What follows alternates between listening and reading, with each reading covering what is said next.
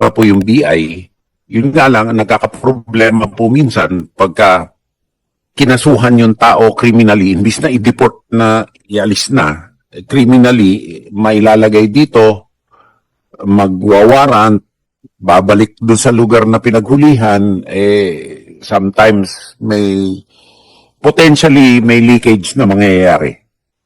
Nangyari na po yan sa isang tao na ibinalik sa Cagayan de Oro na umamin sa harapan po ninyo na peke siya na Pilipino. Na dapat wala na dito yun. Nasa Cagayan de Oro po. Ni warrant po siya, kinuha sa BI on the strength of a warrant. Nasa Cagayan de Oro po ngayon. Nasa jail naman. Nasa jail po. Nasa jail. Intern. Oo. I-deport na lang. Secretary, you may answer or not answer this. But is there a deliberate attempt by a foreign entity to exploit our gaps?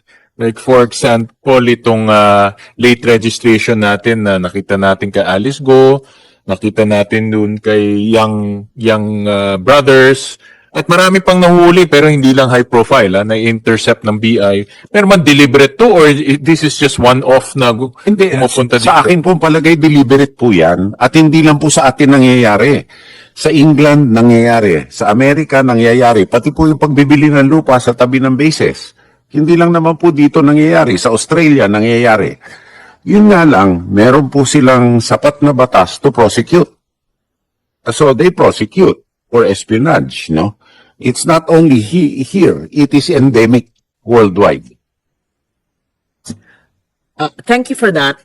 We can schedule an executive session with all the senators Yes, Your Honor. on this national security threats regarding this, maybe because we're live streaming now and we're mentioning places and names, etc. Because this is an organizational meeting Yes, ma'am. of the, I didn't want to, No, but the information is publicly available anyway. sure, as you said, there are much more Yes. crawling around our archipelago. Maybe we will leave it at that for now. And ma'am, might I also stress, that's why we're also very careful. Yes. Because Then we can have an executive session. we have democratic space. There's freedom of the Yes. press here, there's freedom of speech, which other countries who deny the same freedoms can exploit. And that's the cost of democracy. Yes. However, that's the way it goes. Okay. We go back then to the priority legislation requested. Yes. No, it's No, ma'am, it's part of it because we are talking Right. about anti-foreign interference and espionage. The last one, ma'am, is the repeal of the way we do the revised AFP modernization law of 15-year horizons. That is the worst disincentive to stable modernization. The amendment of the AFP modernization law. Canalizing the modernization to 15-year horizons is an invitation to obsolescence. And it does not allow us to keep in hand with the times. Yes, ma'am. Anong kung natin yung Madam Chair? Extension? Hindi lang. Repeal na lang, Your Honor. Tapos for project basis na lang. Okay. Say simple repeal ho. Kasi yung RAFP-MP portion ng budget natin, pambayad lang ho sa MICA yun. Wala tayong mabibiling bago na worth So, ang gawin po natin, nag-usap po kami ni ni Secretary Recto at ni Secretary Pangandaman. Unang-una, sa mga in-order po nung araw, hindi po sinabay yung infrastructure para dun sa mga yon. Hinahabol pa natin yon. Kaya for this year po, humingi na lang po tayo ng karagdagan MOE. Dahil, for example, next year, may 3 C-130J na darating. Yung MOE nun, kalaki-laki. Yung mga barko po na dumating, yung MOE para sa steaming hours po niyan, ang replenishment po ng munitions natin na kailangan naman isanay So, lakihan na lang po ang MOE dahil kailangan masanay na rin po yung gobyerno na lalaki talaga yung MOE natin habang dumadagdag ang mga kagamitan po natin. May we have the name of the measure and may I check if there's a filed bill? Wala pa rin. Wala pang nagpa-file. Okay, ganito lang. So if you have, ayan, si yes, Senator Sherwin, all of us here can be co-authors. Yeah. All of us here can be co-authors. Organizational, ma'am, all of you co-authors already. Okay. Yes, ma'am. So Repeal yun, sir. Repeal. it's a simple repeal. It's a simple. Line lang repeal. We can file it this week. We Tapos can, another line to allow us to access with the consent of the DOF foreign financing. Kasi may cap ho ang foreign financing sa amin. sige. Kindly There's a give it cap. to us within the week. Yes, ma'am. And we can We'll be- jointly we'll- file it. We can hold a hearing during the break. We can sponsor it in November. Find a counterpart in the House. It can be enacted into law before Christmas. And then Yes, the others would be the D&D transformation, which is already, I think, nag-file na. We will Those co-author. okay. And then, apat actually. So the repeal, the D&D transformation, the amendments to the General Court Martial, and the amendment to Espionage. the espionage and anti-foreign interference, which are similar but cannot be joined in one. Yung So for Dream si ma'am, bonus na lang. the end dream, we need that. It's Bonus na lang yun. yeah, malaki yon na trabaho, pero gagawin din natin. So Hindi, panglima yun. paliliitin nga natin, mama, trabaho para mas Papalitin natin. diretso yung ano. Sige, sige. So those are the priority measures. Thank you. May we hear from our General Bronner?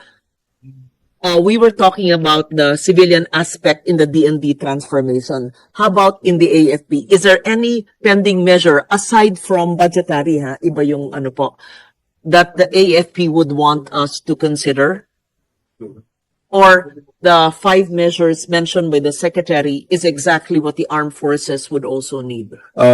Yes, Madam Chair. In fact, we fully support the bills, the proposals earlier discussed by the SMD. There is one proposal that we are pushing forward, which is the fixed term of for the unified commanders. But this is also part of our study. We will be submitting, Madam Chair, the proposed bill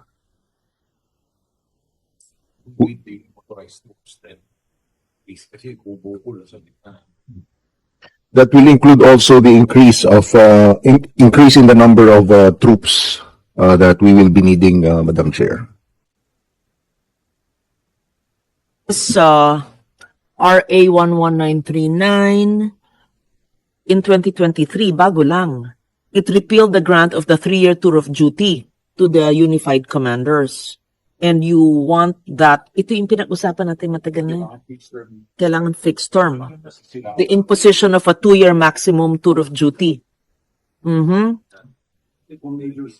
Because, ma'am, the rationale is a major service commander now is merely a force provider. They are there to recruit, to train, to equip, and to resource. The actual operating commander is the area commander. To include jurisdiction over strategic basing, all aspects of unified operations. And some unified commands, because of the comprehensive archipelagic defense concept, will include now in our mission area 2 million square kilometers of maritime domain. So for example, NOLCOM's jurisdiction, when you include maritime domain, extends from Scarborough all the way over to the Philippine Rise. It's super big. Now, if we do not have a fixed term for the unified commanders who will actually conduct or create the campaign plans and contingency plans for the areas under their jurisdiction and see that to some form of mid-maturity, then there's also unsustainability. This is the same bill that was taken up during the time of Senator Estrada.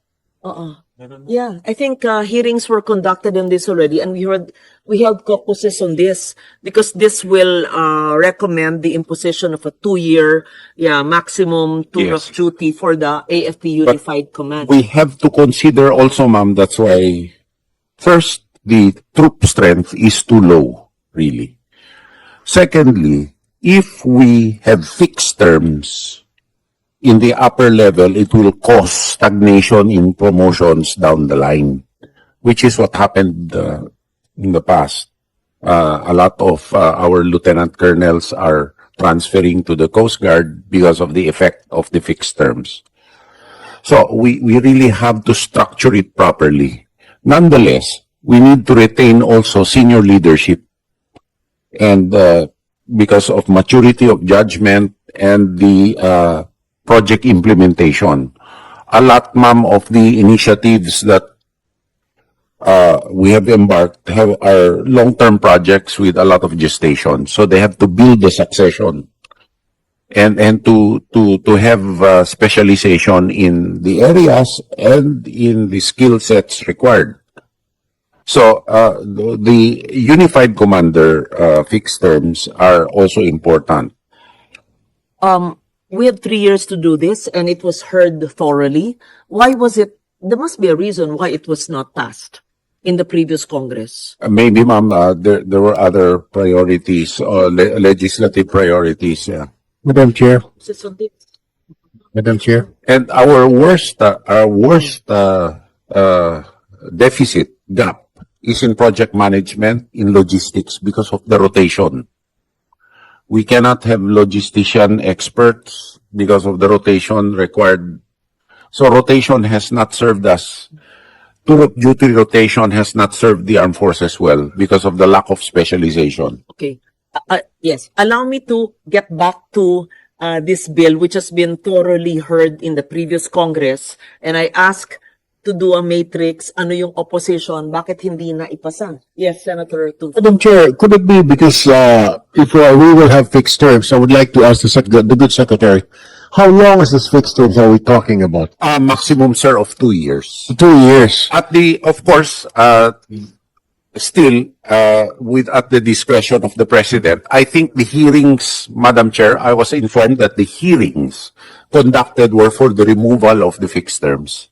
Yes. So these are not fixed terms per se, but maximum tour of duty terms. Kasi, Maximum tour of duty Kasi- terms. Kasi Madam Chair- abutan, sir, ng retirement eh. that's just what I'm saying, Madam Chair, Mr. Secretary. It might cause promotional backlog in the promotions of the officers, particularly in the senior level, Secretary. In the middle level, actually. I mean, middle level. In the middle level, it will, but we have to make a choice between promotional backlogs and project continuity, which is critical at this time.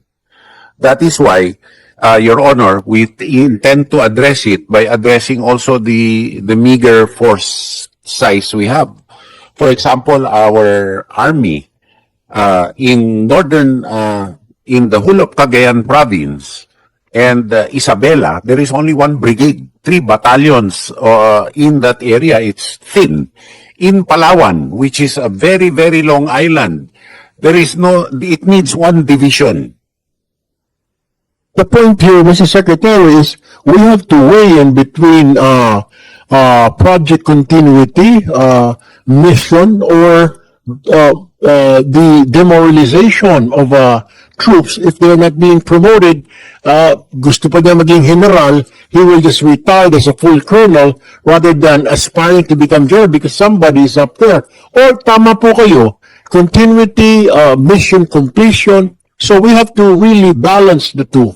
Pwede po tayo gumawa ng ranko, mag-promote po, pero hindi na fixed term, magre-retire na lang po.